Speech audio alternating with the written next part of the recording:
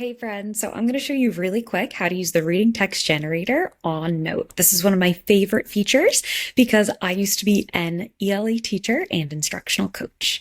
So first I'm going to select my grade level, 6th grade, the length of the text, and I could choose between paragraphs, words, or characters. I'm going to stick with 2 paragraphs, and I would like for this to be fiction, and I'm working with my students on teaching them the skill, determining theme, and main idea. So I want the topic to be something that they're interested in, but I'll have some additional instructions and align to the standard. Write an excerpt about astronauts on an adventure. There we go. Improve this for me. Great. My students are learning about determining theme and main idea.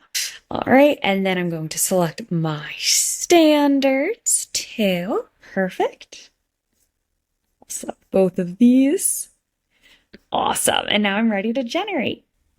Excellent. Now I have a 2-paragraph excerpt about astronauts, which my students are interested in, that I can use to teach them the main idea of a text. And I could do a practice test, flashcards, or podcasts that are all aligned with both this excerpt and the standards and skills that I selected.